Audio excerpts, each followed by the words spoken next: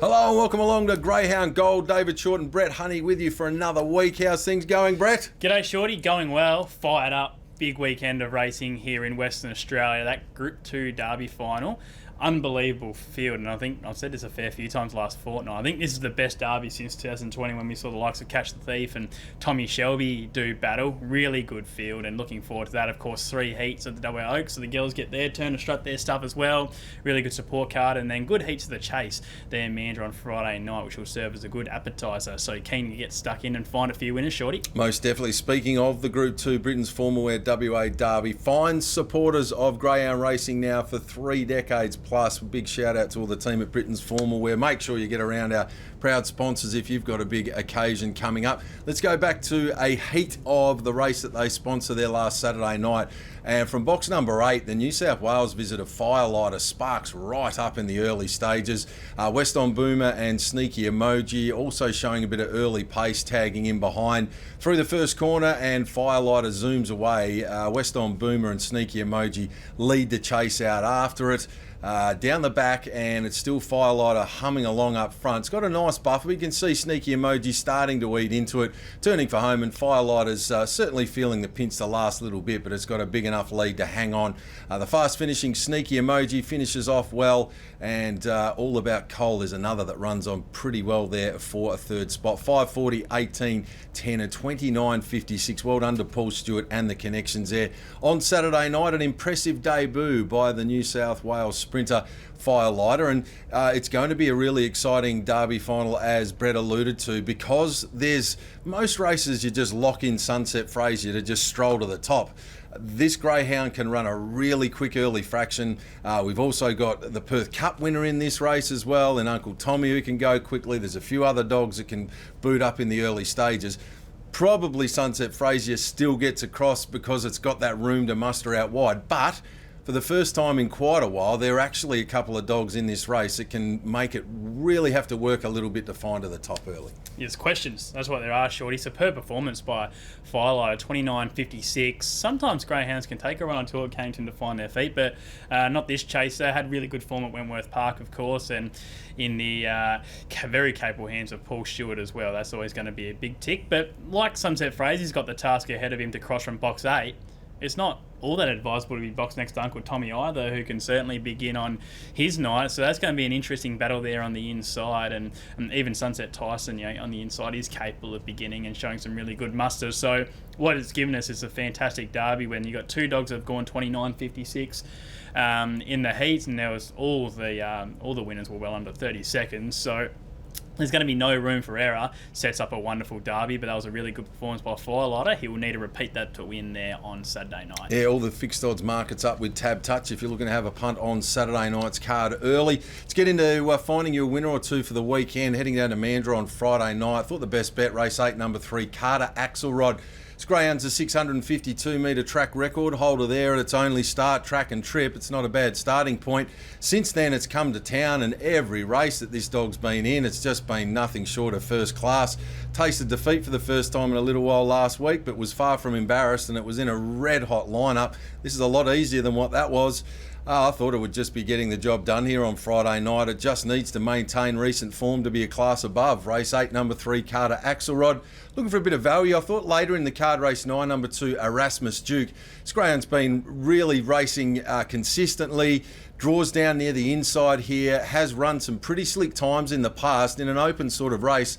Thought Erasmus Duke might get the right sort of run in this event and be a nice play at a decent price. So race 8, number 3, the best of them, Carter Axelrod. Looking for a bit of value later into the night. Race 9, number 2, Erasmus Duke. Who do you like, Brett? Just quickly, Erasmus Duke would be close to one of the most improved greyhounds of 2024. When this dog started, he was struggling to get under 30 and 60 at Cannington, but has gone to win a lot of races. Won a fair bit of prize money as well. So going very well for Team Clay there. My best bet, race 6, number 2, Kenya Kraken. I'm a forgiving soul, short. This is my value bet last week. It's now my best bet.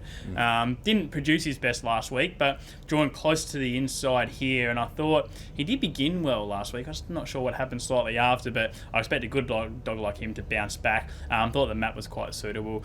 You got Sunset Peppy inside. Any hope to hold it out? I hope, of course, but I think he's actually going to cross it. Pepe's more of a mustering type, particularly over 400 metres. We've seen some of these dogs, including Fraser, not always the best beginners over 400. It's their muster that sort of gets them there. But I think Kenya Kraken can cut left out of the boxes here and find the rail, and we know he can run the time. You've got Panadera Thunder in 4 is going to run a nice straight line for him as well, and hopefully hold up the outside division. So it's an even race. You're probably getting a half decent price back. Kenya Kraken's a really good field. So, but I'm going to stick with him there, and he'll be my best bet there on Friday night. That's race 6, number 2. For a bit of value, race 7, number 8, Fancy That Fred. He's one of the best boxed runners on the card. Runs a very wide line, shorty, and has shown in recent starts that he can run the time. And he's only had 6 starts, so he's open to improve. I know he's only running the 22:30 so far, but he's open to improve. He's a very young dog there for Ian Bunny. He's been a very good litter.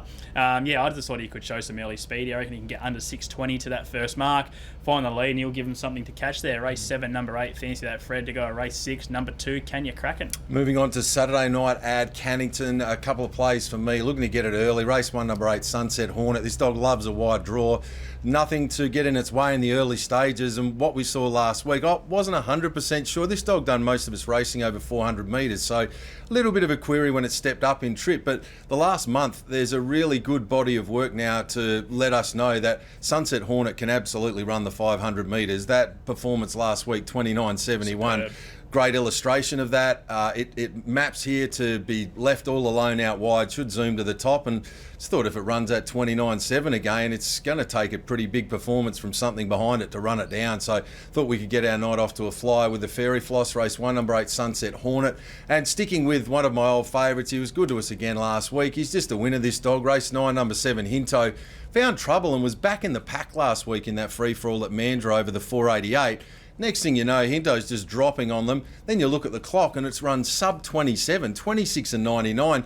Given the way the race was run and where the dog was, I thought that was an absolutely enormous performance from Hinto. He's such a good, consistent, reliable dog.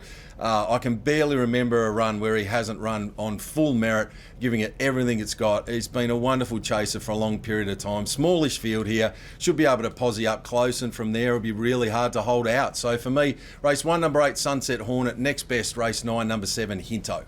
Yeah, as I said last week, if he has a sniff, he wins. That's how that goes with Hinto. He's been so good for connections there. My best bet, race 8, number 2, Penny Magic. I think she leads this race, and Western Nugget looks the main danger, but I'm just concerned he's going to get too far back here, and we know Penny Magic's a very capable chaser when she's on the arm. I think she's coming out of a race where there was far more early speed in that race with the likes of Argyle Queen and the like there, so I thought Penny Magic from the inside draw could hold up, lead, give him something to chase. I thought $6 was a very generous price there, so very keen to get involved there. Race 8, number 2, and then for a bit of value, race 5, number 2, Hippie Trail, who was stepping up to 715 metres, ran home in 11:41 last week over 600 metres shorty, albeit the track was quick, but takes a long time to get warmed up, Hippie Trail, and I'm just hoping over 700 where she's around some like-minded sort of characters where they also, take a while to warm up. I'm hoping Hippie Trail can sit a little bit closer from there, can hopefully make a nice mid-race dash, and I think Hippie Trail will get the distance reasonable enough, and I thought $17 and $3 cent a place,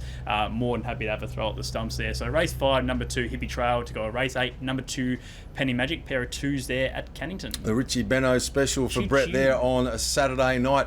Well, there we have it, the latest for a huge weekend of chasing. Good luck to all the representatives in the Group 2 Britain's Formalware WA Derby, also the heats of the Oaks. And don't forget, if you're looking to have a night out here at Cannington, hurry up. Get your bookings in quickly, because this Saturday night and then next Saturday night, and then there will be an extended delay away from Cannington, of course, while track redevelopments take place. So 4.5 to 5 months. So this is your last chance for a little while. Don't fear though, you can find yourself into a motor vehicle, get down to Greyhounds WA Mandurah. Friday nights will be rocking down there, and also they'll pick up the Saturday night slot. So if you live around this region and you want to get to Cannington, get there quickly. But if that's not an issue and you live somewhere near Mandurah, there's still plenty of great chasing and wonderful facilities. Get in contact with the team at Greyhounds WA and make your bookings today. Brett, nice catching up with you again this week. It's a pleasure. Punters, make sure you tune in this time next week for our next big edition of Greyhound Gold.